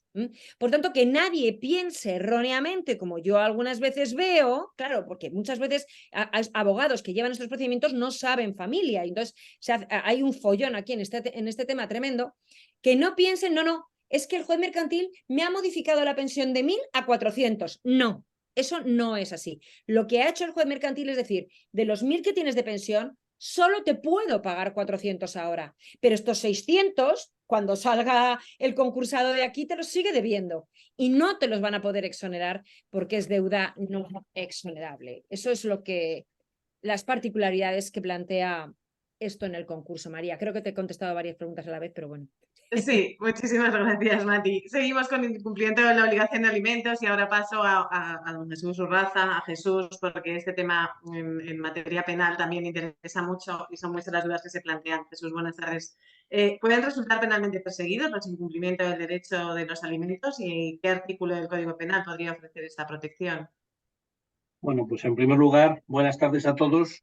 Como procede, empezar con un agradecimiento por contar conmigo en la intervención de este curso, que me parece apasionante, y también a los asistentes, que tiene su mérito que a las 7:30 de la tarde de un día como hoy estén aquí oyéndonos hablar a nosotros, ¿no? Esto es algo que hay que agradecérselo extraordinariamente. Y por otra parte, también quiero comenzar pidiendo un poquitín de indulgencia jurídica, porque yo no soy abogado especialista en derecho de familia, de manera que si me columpio en alguna de las terminologías utilizadas, etcétera, yo estoy seguro de que mis compañeras de curso me comprenderán y los asistentes también. Yo soy un mero penalista. Bueno, dicho esto, efectivamente el impago de alimentos está protegido, está perseguido penalmente. Como no podía ser de otra manera, existe un artículo en el Código Penal que regula el delito de abandono de familia por impago de prestaciones económicas, así se dice, así expresamente reza el precepto, que es el artículo 227 del Código. Aparte de esto, este cuadro específico habría que completarlo con otros 3 o 4 preceptos penales que están en el Código Penal que no hablan específicamente de derecho de alimentos, pero que pueden entrar a jugar en un momento determinado. Concretamente, los delitos de frustración a la ejecución del 257.1 y 2 del Código Penal y del 258, los delitos de insolvencia punible, el 259 y 260, y porque en determinadas circunstancias, como luego veremos, puede incurrirse en alguna modalidad delictiva que pudiera resultar además perseguida. Pero en principio, el artículo 227 del Código Penal está concebido expresamente para perseguir este tipo de supuestos. Ha señalado que puede entrar en juego el 257, 1, 2, 258 y 259. ¿Qué tiene que pasar para que entren en juego estos artículos? Bueno, vamos a, primero, para entender bien cuándo juegan estos preceptos, vamos a determinar cuándo juega el 227, que es, digamos, la pieza principal que está concebida para perseguir este tipo de situaciones. El artículo 227 lo que persigue es al que dejare de pagar durante 2 meses consecutivos o 4 meses no consecutivos cualquier tipo de prestación económica en favor de su cónyuge o sus hijos. Esto luego lo interpretará el Tribunal Supremo, efectivamente, como ha dicho Mati, con alguna sentencia algo controvertida. Establecida por convenio judicialmente aprobado o por resolución judicial. Esto es importante por algún tema que ha salido ya y que hay que tenerlo presente. En los supuestos de separación legal, divorcio, declaración de nulidad de matrimonio, proceso de filiación o de sus alimentos en favor de sus hijos. Este es el presupuesto que regula el Código Penal, y luego además el apartado segundo del precepto establece que el que dejara de pagar cualquier otra prestación económica, por si hubiera dudas sobre el concepto, cualquier otra prestación económica establecida de forma conjunta única en los supuestos previstos en el apartado anterior, también incurre en el precepto, en el delito. Estamos ante un delito que persigue el impago doloso. Es decir, evidentemente no estamos ante una prisión por deudas, esto es evidente, esto es obvio, pero sí que es importante tener claro que no estamos hablando de perseguir a quien se insolventa para no pagar. Estamos hablando de perseguir directamente a quien no paga porque no quiere. No pago porque no me da la gana. Antes se hablaba, incluso existiendo convivencia, hay momentos en los que el cónyuge dice, mira, ya sé que te debo esta cantidad, no te la voy a pagar porque no quiero. Ese mero acto de voluntad dolosa de no quiero pagar es lo que el Código Penal persigue. Aun cuando tuviera liquidez o capacidad financiera, o sobre todo si la tuviera, para pagarla. Evidentemente, si estuviéramos ante una situación de insolvencia real y no tiene capacidad para ello, pues obviamente no sería posible. Por lo tanto, ¿qué tiene que concurrir para que podamos sancionar penalmente por el 227? Primero, tiene que haber una resolución judicial firme o un convenio aprobado por una autoridad judicial competente que establezca ese derecho. Segundo, tiene que producirse la conducta omisiva del obligado al pago consistente en el impago reiterado de la prestación económica en los términos y plazos que están establecidos en el Código. Tercero, tiene que haber un elemento subjetivo, una voluntad específica del conocimiento de la resolución judicial y de no cumplir con esa resolución. Por lo tanto, tiene también un componente de desobediencia a la resolución judicial. No es solamente el incumplimiento del pago de la pensión o del derecho económico establecido, sino también el hecho de que no se está cumpliendo con lo que un juez ha ordenado que se produzca. Y, evidentemente, como digo, no es un delito que persiga el impago objetivo, sino el impago voluntario y subjetivamente buscado. Por lo tanto, lo que consuma el delito es el mero impago, sin más. No hace falta ningún requisito más. Incluso cabría la posibilidad que después se detectasen bienes y judicialmente se consiguiera cobrar al ciudadano. No pasa nada, el delito estaría consumado. Se han producido en la jurisprudencia algunas sentencias que, bueno, a mí me han parecido curiosas y que me ha parecido interesante comentarlas. La primera cuestión jurisprudencial que ha suscitado este precepto desde hace muchos años es el problema de la carga de la prueba. Pues claro, aquí estamos partiendo de la base de que quien ejercita la acción penal tiene que probar teóricamente que quien debía pagar los alimentos no los paga pudiendo pagarlos. Bueno, la jurisprudencia, lo cierto es que ha hecho una interpretación del precepto un tanto revisada, porque en la práctica se viene de alguna manera exigiendo a que el propio querellado, digamos, quien no paga la pensión, justifique que efectivamente no está en condiciones de pagar. Esto tiene que ver con la teoría de que, hombre, evidentemente es más fácil para quien no tiene capacidad económica, pero puede demostrar cuál es su situación económica real, presentar la prueba del proceso, que para la parte contraria acreditar la existencia de bienes que a veces en muchas ocasiones no están ni localizables. Se puede valorar aquí, evidentemente, el comentario de si esto vulnera o no la presunción de inocencia, pero lo cierto es que los tribunales están jugando de esta manera. Yo aquí he notado ya una sentencia que tiene sus años, pero porque es una práctica ya bastante sentada, de 13 de enero de 2001, pero, bueno, en fin, lo vais a encontrar como algo bastante frecuente. Otra sentencia que me llamó la atención es una sentencia del Supremo, la 743 del 2012, 2 de octubre, que resolvía un recurso de revisión, que es un recurso extraordinario, además muy inhabitual, porque en el supuesto se daba la siguiente situación. Un ciudadano había sido condenado por delito de impago de pensiones, de impago de prestaciones económicas, de 227, y resulta que, andando el tiempo, se había demostrado que no existía una relación biológica entre el menor que no había recibido la pensión y la persona que había sido condenada. Y por lo tanto, lo que defendía era, joder, si no era mi hijo, si no tenía relación parental con él, yo en realidad no debería haber tenido esa obligación de afrontar esos pagos y, por lo tanto, nunca debería haber sido condenado por el delito de 227. El Tribunal Supremo le dice que esto no es así, que la situación hay que valorarla en el momento en que se produce el impago y que las vicisitudes de relaciones biológicas o no biológicas que se produzcan en relación con ese menor no pueden o no deben ser tenidas en cuenta a la hora de valorar la existencia del delito y conserva y mantiene la condena. Efectivamente, Mati comentaba antes la famosa sentencia, en pleno, por cierto, porque la dicta el Pleno de la Sala Segunda del Tribunal Supremo, la 348 de 2020, de 25 de julio, en la que se cuestiona si las cuotas de un préstamo hipotecario el impago de estas cuotas podían considerarse prestaciones económicas y, por lo tanto, podían dar lugar a la condena por el delito del artículo 227. Y la respuesta del Supremo es sí. La explicación que da el Supremo, yo no entro a valorar, probablemente vosotros tenéis mucho más criterio para cuestionar esto desde el punto de vista del derecho de familia, dice el Supremo, ahora bien, el artículo 227 del Código Penal no efectúa distinción alguna entre pensión por alimentos y cuota hipotecaria, o entre deuda de la sociedad de gananciales o carga del matrimonio. Se refiere a cualquier tipo de prestación económica a favor de su cónyuge o sus hijos establecida en convenio judicialmente aprobado o resolución judicial. En los supuestos de separación legal, divorcio, etc. Por lo tanto, donde no distingue el código, no vamos a distinguir nosotros y mantiene la sentencia con esto. Hasta aquí el 227. Ahora, ¿cuándo entran a jugar los otros tipos delictivos de los que hablaba? Pues en aquellos casos en los que no solo se produce una situación en la que no pago porque no quiero, sino que además, para que no me puedan ejecutar bienes, yo oculto o me deshago de mi patrimonio. Es decir, genero una situación de imposibilidad objetiva o aparente de afrontar el pago de los derechos de alimento. En esos casos, como decía yo antes, el 227 no es un tipo delictivo que persiga la insolvencia, sino simplemente la ausencia de voluntad del pago, entonces es compatible la sanción por el delito del artículo 227 con la sanción del delito de insolvencia correspondiente.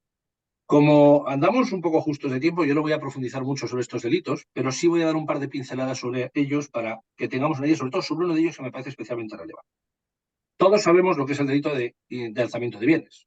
Es un delito que básicamente consiste, como su propio nombre indica, en alzarse con sus bienes en perjuicio de sus acreedores, en el sentido literal de la palabra. Oculto jurídica o físicamente los bienes para que quien tenga derecho a cobrar sobre mi patrimonio no pueda localizarlos y, por lo tanto, resulte imposible el pago de la deuda, como puede ser cualquier deuda de alimentos o derivada.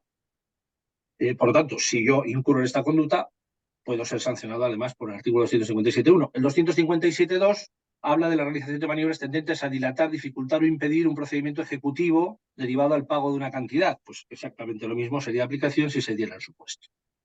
Pero a mí me interesa pararme 2 segundos a comentar el artículo 258 del Código Penal. Porque el artículo 258 del Código Penal es un delito que yo la verdad es que no veo aplicar casi nunca en estos, bueno, la verdad es que hasta la fecha muy pocas veces he oído hablar del precepto, pero yo creo que da bastante juego para este tipo de situaciones, porque introduce una tipificación que en procedimientos de ejecución en los que no aparecen bienes con los que hacer efectiva la deuda, es decir, el supuesto típico es muy conocido y además es muy frecuente. Tenemos a un sujeto que tiene la obligación de hacer frente a los pagos de los derechos de alimentos, que se declara manifiestamente insolvente e incapaz para hacer frente a ese pago de alimentos, pero luego resulta que todos los días acude a su trabajo con un vehículo maravilloso que vale un pastizal, vive en una casa estupenda que casualmente nunca está a su nombre y veranea en Miami en un apartamento que vale un pastizal también, pero que tampoco tiene aparentemente relación patrimonial. Entonces, en estos casos, claro, la demostración de la prueba que hay que presentar para acreditar la existencia del artículo 227 a veces es muy complicada. ¿Qué hace el precepto? Fijaros lo que tipifica el artículo 258.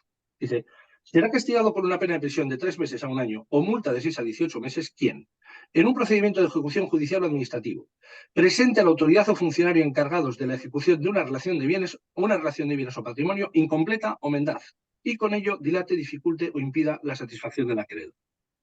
Y sigue diciendo, la relación de bienes o patrimonio se considerará incompleta cuando el deudor ejecutado utilice o disfrute de bienes de titularidad de terceros y no aporte justificación suficiente del derecho que ampara dicho disfrute y de las condiciones a que está sujeto. Y por fin termina diciendo, la misma pena se impondrá cuando el deudor requerido para ello deje de facilitar la relación de bienes o patrimonio a que se refiere la parte antes. Es decir, aquello que se hacía antes de, mire, yo no tengo bienes, a mí que me busquen, yo no voy a facilitar ningún bien, usted los localiza, esto ya no vale. porque el que hace esto en un procedimiento de ejecución, que puede ser un procedimiento de ejecución destinado al cobro de una deuda derivada de un derecho a alimentos, incurre en el delito simplemente por no poder dar respuesta a estas tres cuestiones que acabo de poner encima de la mesa. Por lo tanto, en el fondo esto es un precepto que de hecho está, esta vez sí, invirtiendo claramente la carga de la prueba. Es decir, lo que nos está diciendo es, si usted tiene una situación de insolvencia, cuando le requieran para facilitar bienes, pero resulta que está usted haciendo tiene usted un nivel de vida, hace un uso de bienes que están desproporcionadamente relacionados con la capacidad que usted dice que tiene, o me lo explica muy bien, o yo voy a entender que usted está cometiendo un hecho delictivo. Por lo demás, hombre, el artículo 259 son los delitos de insolvencia puros y duros, es decir, aquí sí hablamos de una persona que es insolvente, lo que pasa es que ha llegado a una situación de insolvencia a través de maniobras fraudulentas. Es decir, ha buscado su propia insolvencia real.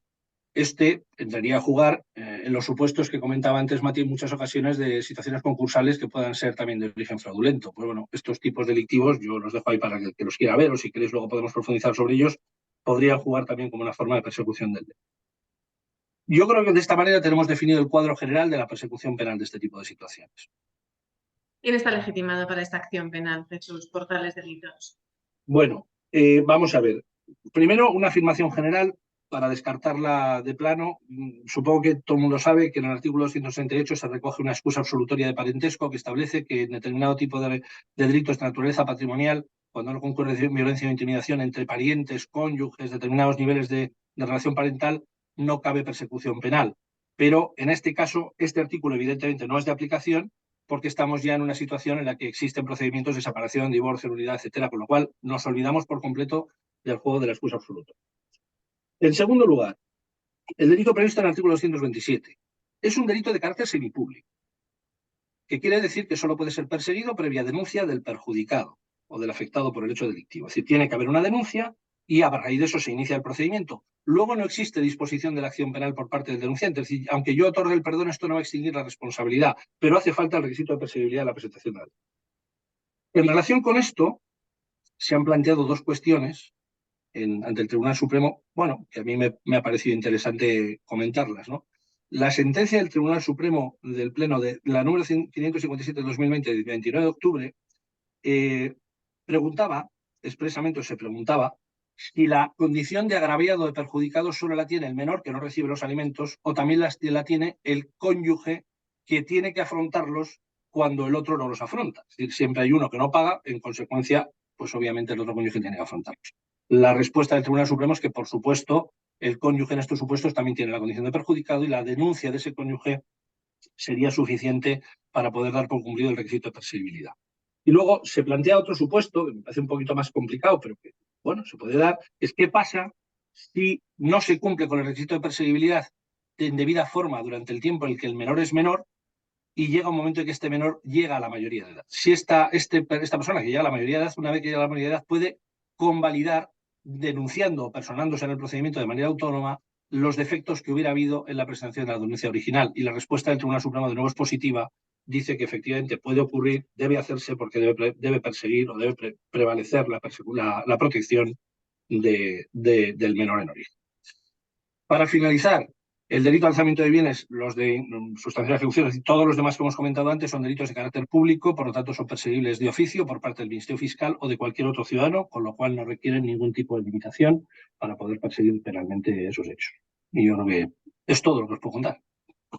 Muchas gracias, Jesús. Estaríamos también preguntándote los posibles problemas de prueba del delito, el problema de la carga de la prueba, pero lo dejamos para el curso porque si no la webinar se nos va mucho de tiempo. Claro. Pero nos has dado las pinceladas más importantes de la intervención penal en el impago de alimentos. Estupendo. Muchas gracias. Carmen, paso contigo y empezamos para ya ir terminando esta webinar que es tan interesante.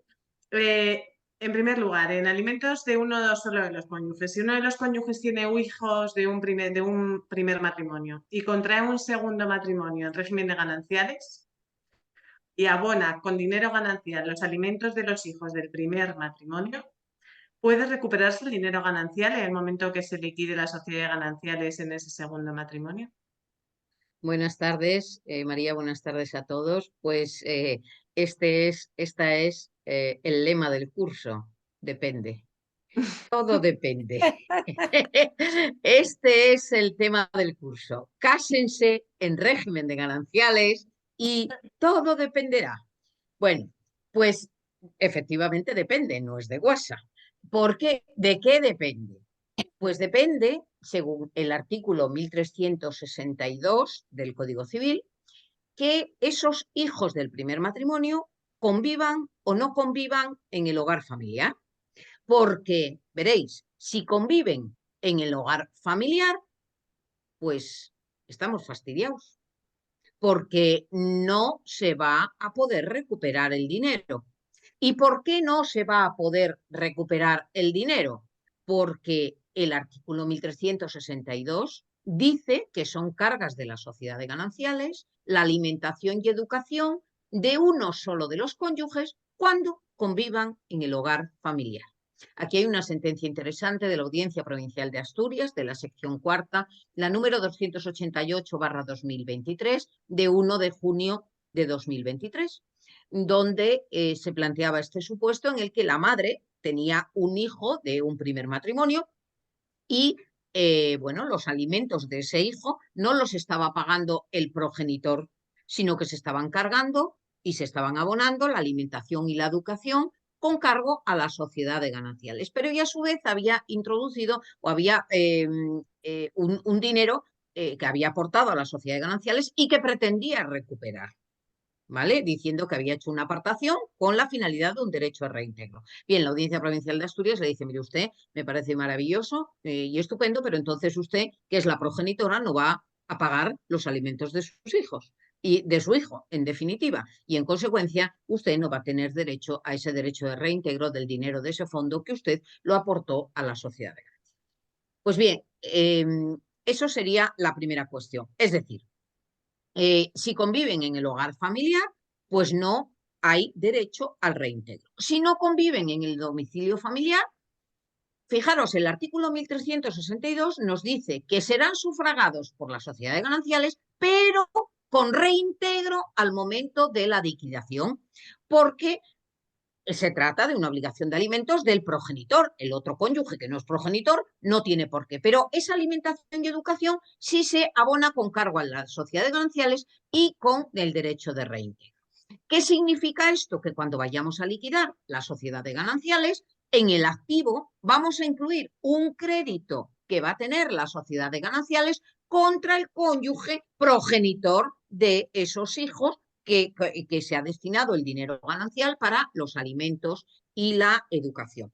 Y entonces se va a incluir ese crédito, ese importe abonado debidamente actualizado conforme el IPC, conforme indica el Tribunal Supremo a las normas de la actualización. En este sentido, tenéis sentencias de la Audiencia Provincial de Granada, sección quinta, de 5 de diciembre del año 2014, también de la Audiencia Provincial, entre otras, hay muchas, de Asturias, sección séptima, de 23 de diciembre del año 2004.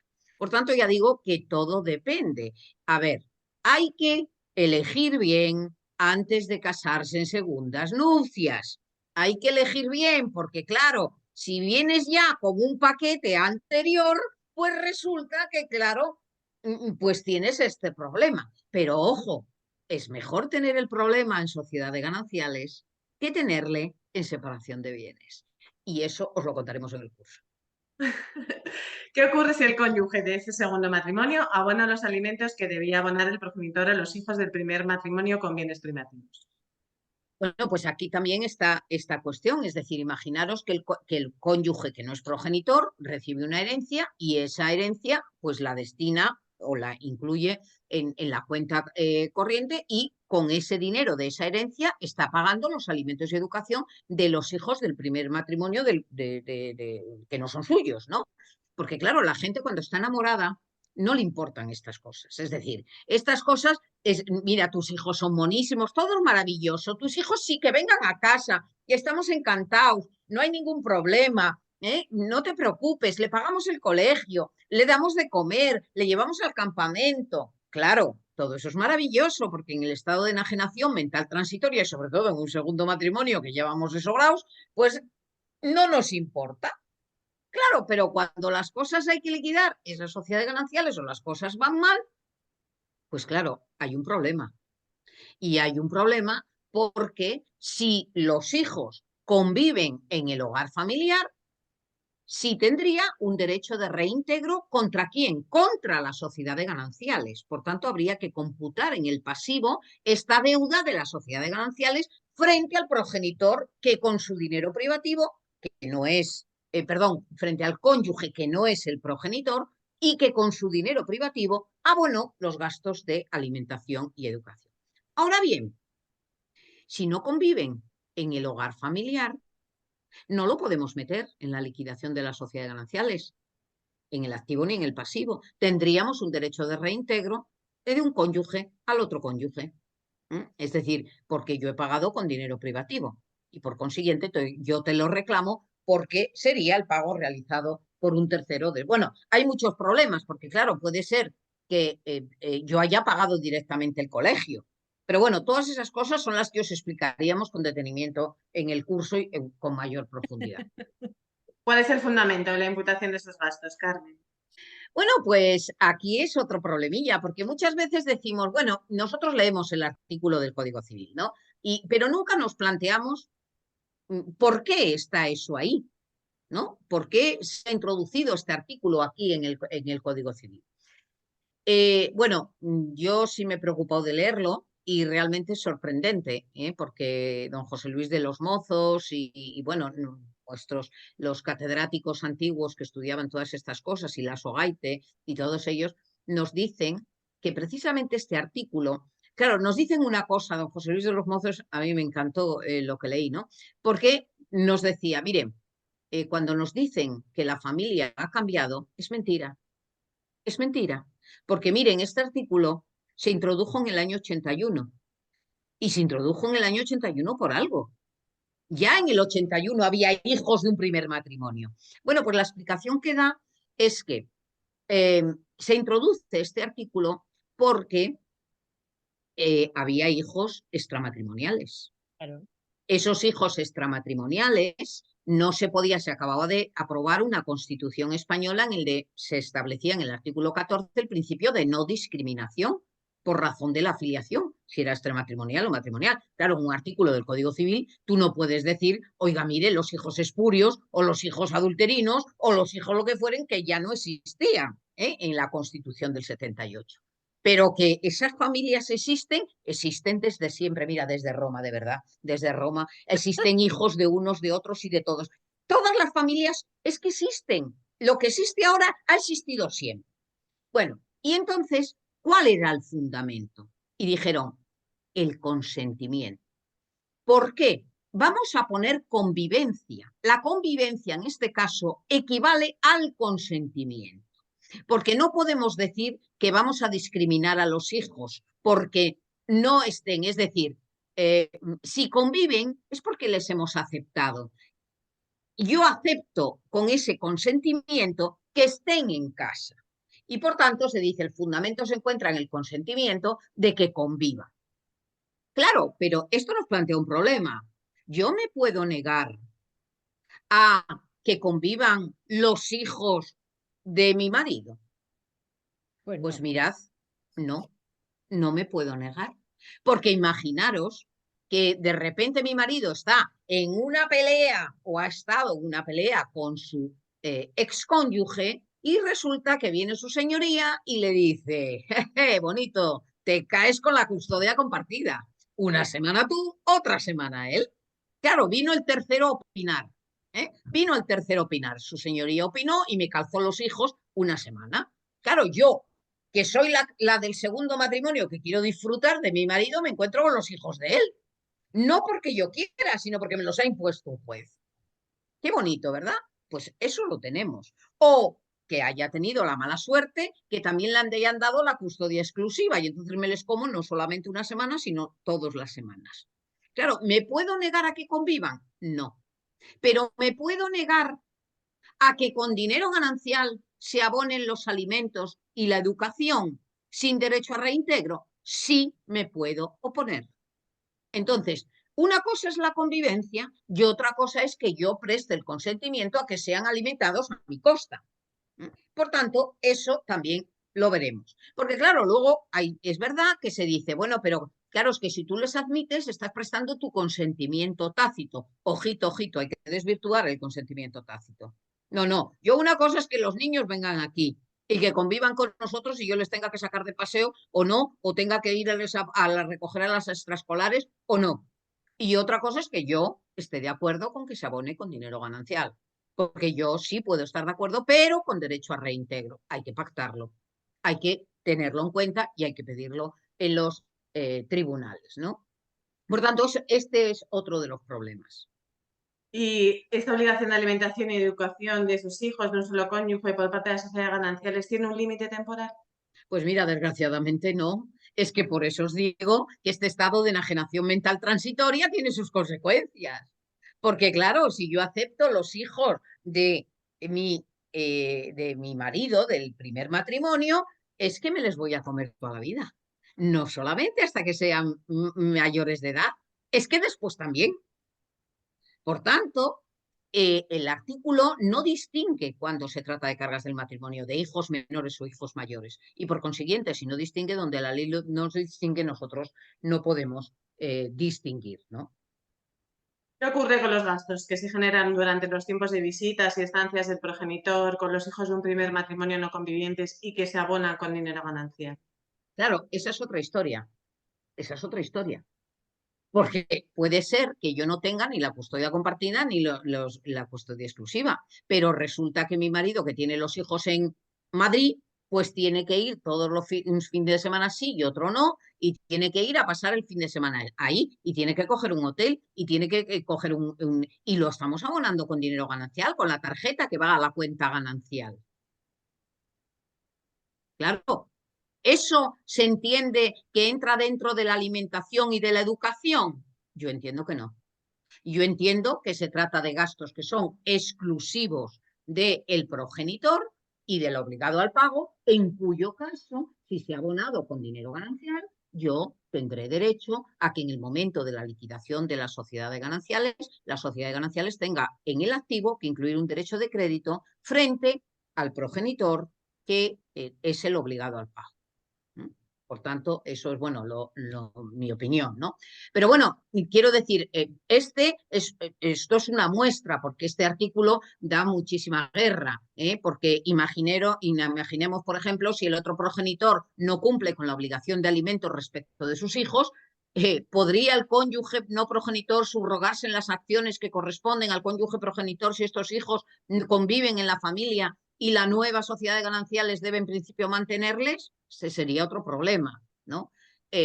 Esto, aunque se haya pactado el régimen de separación de bienes, ¿debe cada cónyuge responder de las deudas asumidas por el otro si son referentes o relativas a las necesidades ordinarias de la familia? Artículo 1440 y 1319. ¿Hay que diferenciar entre carga del matrimonio y necesidad ordinaria de la familia? Bueno, yo os he explicado la sociedad de gananciales, pero poneros a temblar si estáis en régimen de separación de bienes. Porque yo, por lo menos con la sociedad de gananciales, tengo el derecho de reintegro. Con el tema de la separación de bienes me tengo que ir a un procedimiento ordinario. Es decir, bueno, eso lo veremos en el curso porque este 1362, este hecho en concreto de los alimentos que se abonan bien en régimen de gananciales o bien en régimen de separación de bienes de los hijos de la alimentación y educación, y qué se entiende por alimentación y qué se entiende por educación, porque cada familia es un mundo y cada formación es un mundo. Entonces ahí empiezan las peleas y da muchísima polémica. Vamos con el tema de la... Sí, Mati. Yo le quería preguntar a Carmen en este asunto. Claro, bueno, preguntar, reflexión en voz alta.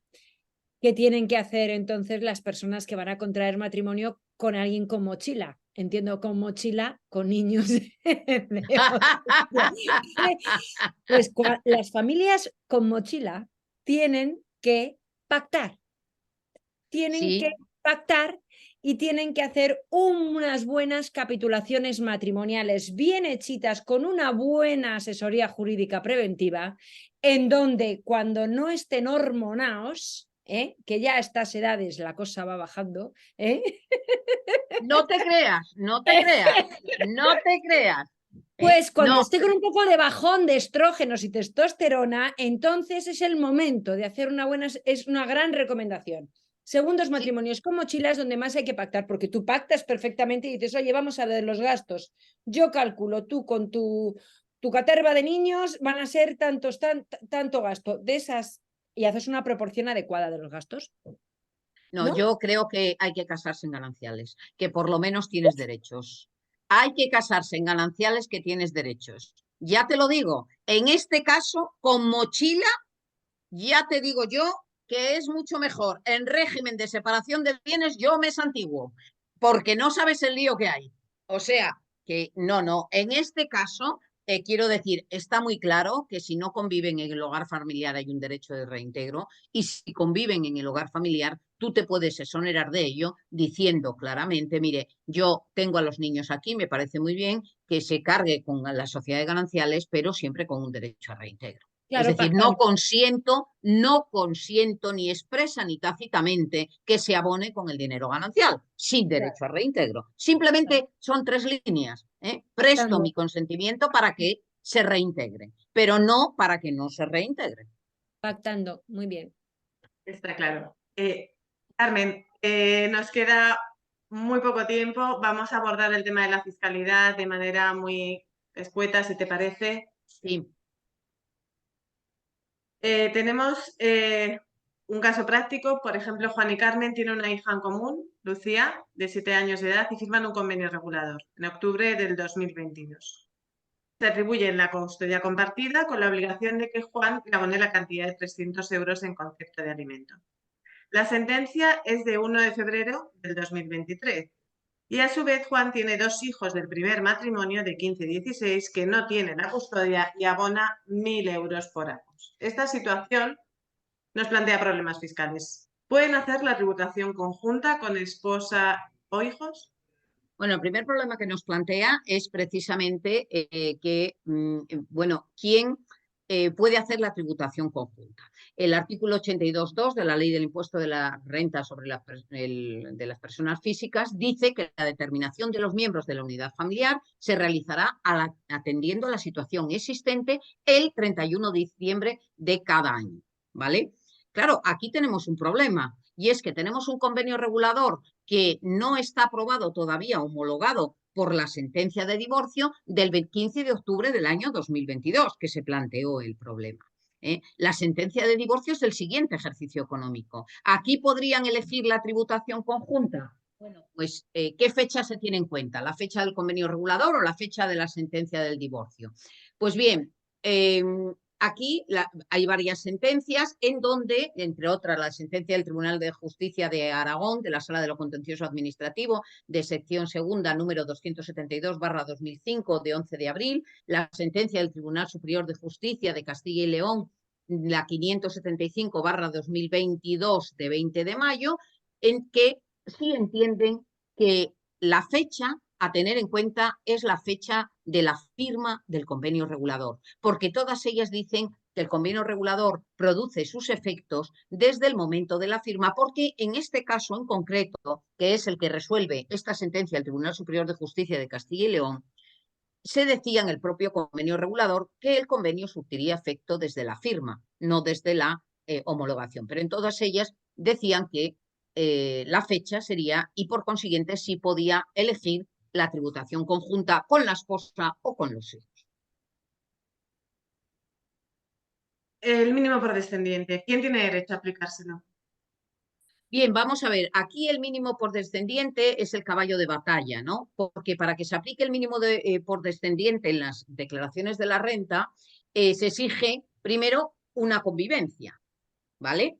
Pero aparte de esa convivencia, se exige la dependencia económica del descendiente y se exige que el descendiente sea menor de 25 años a 31 de diciembre, salvo que se trate de descendientes que tengan un grado de discapacidad igual o superior al 33%, que no se exige este requisito de edad. Y además que el descendiente no haya obtenido rentas superiores a 8.000 euros anuales que estarían excluidas del impuesto. Por tanto, aquí, en este caso, los hijos del primer matrimonio que no conviven No podría el padre aplicarse este mínimo por descendiente, porque aunque sí tienen la edad, les falta el requisito de la convivencia. Por tanto, sí podría aplicarse el mínimo por descendiente de la hija del segundo matrimonio, que sí convive con ella. ¿Y cuánto es ese mínimo por descendiente? Pues bueno, depende, depende, como digo, de acuerdo con el artículo 58 de la Ley del Impuesto de la Renta de las Personas Físicas, depende del número de hijos, 2.400 anuales por el primero, 2.700 por el segundo, 4.000 por el tercero, 4.500 por el cuarto y siguientes, etcétera. Y cuando el descendiente sea menor de 3 años, el mínimo se aumentará a 2.800 euros anuales. Última pregunta, Carmen, y finalizamos la webinar damos paso a 3 o 4 preguntas solo del chat por falta de tiempo. En la deducción por anualidades de alimentos, ¿puede el obligado al pago deducirse las anualidades por esos alimentos? Bueno, pues la regla general es que no, pero existen excepciones. ¿Y estas excepciones cuáles son? Pues que si el contribuyente satisface anualidades por alimentos a sus hijos por decisión judicial y su importe es inferior a la base liquidable general, se aplicará la escala general y la complementaria separadamente al importe de las anualidades por alimentos y luego al resto la base liquidable general, siempre que no tengan derecho al mínimo por descendientes de hijos. Es decir, en este caso en concreto, Juan podría aplicarse esta deducción por los hijos del primer matrimonio, porque no conviven con él y no puede aplicarse el mínimo por descendiente. Pero no podría aplicarse a la hija del segundo matrimonio, que sí se aplicaría el mínimo por descendiente. Parece un trabalenguas, pero bueno, pero esto es lo que hay, ¿no? Es un poco de muestra. Hombre, queda mucho porque los alimentos que me he referido, las consecuencias fiscales son exclusivamente a los alimentos de hijos, pero claro, también habría que ver el supuesto de los alimentos entre cónyuges cuando se produce una separación legal, no un divorcio, en el que cabe que se establezcan alimentos entre cónyuges. Pero ahí el conocimiento de la materia fiscal nos da mucho juego para ver si es mejor establecerlo como alimentos o como pensión compensatoria o como, si están en un régimen de separación de bienes, como indemnización del artículo 1438, dependiendo de cuál sea el efecto más beneficioso para vuestros clientes.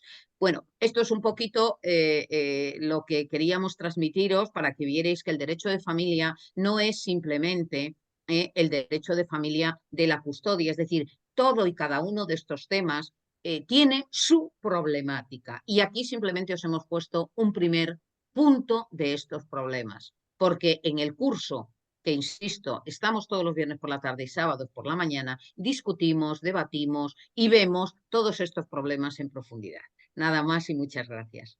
Muchas gracias, Carmen. Tenemos tiempo solo para 3 preguntas. Me dicen, una que han formulado por el chat, nos comenta, nos ha pasado que tras dictarse sentencia que condena al padre al pago de alimentos para los hijos, el cual lleva todo el año que ha tardado en señalarse la comparecencia sin abonar un solo euro, interponéis demanda de ejecución y se dicta auto por el que se deniega el despacho de ejecución porque no ha transcurrido el plazo de 20 días desde su firmeza. Eso no puede pasar. Reitero la pregunta.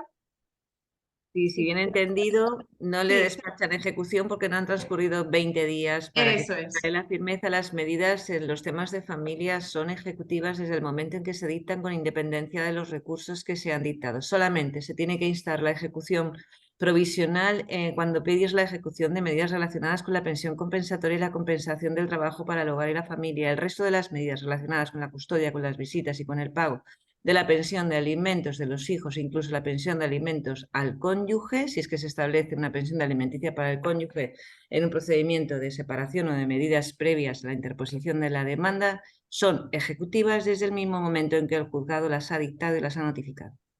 Eso es el artículo 778 de la Ley de Enjuiciamiento Civil. Gracias, Marilo. Una segunda pregunta con el tema de alquiler que hemos planteado antes y el préstamo hipotecario nos formulan. ¿Y si ya vivían de alquiler antes de iniciar los trámites de separación o divorcio, hay alguna variación en cuanto a la cuantía de esos alimentos? Es decir, si la vivienda familiar que se establece ya estaba arrendada y no hipotecada, ¿hay algún cambio en establecer la cuantía de la pensión, Mati o Marilo? No, bueno, lo que se produce, el artículo 12 de la Ley de Arrendamientos Urbanos establece las consecuencias. Habrá una cesión del contrato de alquiler a una de las partes, hay una cesión de contrato legal.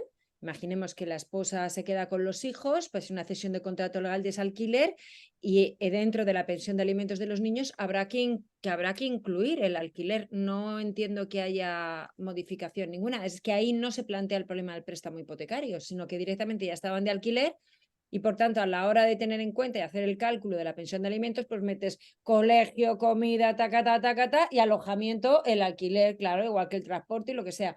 Entonces, todo es una partida incluible. Aquí la excepción se produce con el préstamo hipotecario porque la gente cree que tiene que seguir el mismo régimen que el alquiler. Y ahí es donde el Tribunal Supremo ha puesto una diferencia importante, a pesar de que en ambos casos es el concepto de alojamiento lo que está en juego. Una última pregunta, no hay más para más, creo que también va formulada Mati o cualquiera de vosotros podéis contestar. Dice, ¿qué pasa si en un divorcio con adjudicación de la casa familiar a los hijos menores de edad hasta la mayoría de edad del pequeño, uno de los progenitores deja de pagar la mitad de la hipoteca, pero sigue pagando la pensión de alimentos como medida de presión para la venta del domicilio, en contra de los intereses de los menores que así lo solicitaron durante la vista del juicio de divorcio? Pues ahí es lo que ha dicho antes Jesús. O sea, vamos a ver. La pensión, teóricamente, el préstamo hipotecario no entra dentro de la pensión de alimentos y teóricamente no debería ser un incumplimiento que tuviera consecuencias penales. Esa es mi opinión. Jesús no se ha pronunciado, pero esa es mi opinión. Esa es mi opinión al respecto, porque eso es un tipo penal que yo creo que requiere una interpretación y yo creo que la parte penal tiene que ser coherente con la civil, ¿no? Entonces, eso por ahí. Pero en el caso que plantean es que ha dejado de pagar ha dejado de pagar el préstamo hipotecario y sí que paga la pensión de alimentos, ¿no? Eso es. La última doctrina del Supremo, sentencia plenaria, lo siento mucho, pero le podía denunciar. Está incursado en un supuesto delictivo, Está incluso, de acuerdo con la doctrina de claro, la Sala Segunda.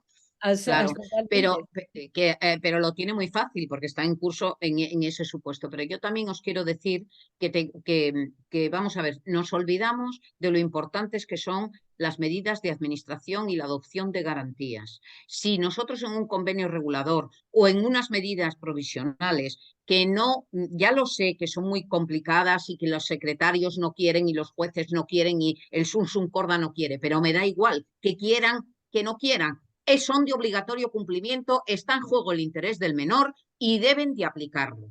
Y si no, habrá que adoptar otra serie de medidas. Ahí están las garantías y se pueden adoptar como garantías para evitar este incumplimiento, pues o bien exigirle el embargo de la pensión o exigirle una serie de bienes que tenga privativos. Es decir, cada caso será un mundo. Pero si tenemos posibilidad de adoptar las garantías, adoptémoslas para que no vaya a incumplir precisamente la obligación del préstamo hipotecario.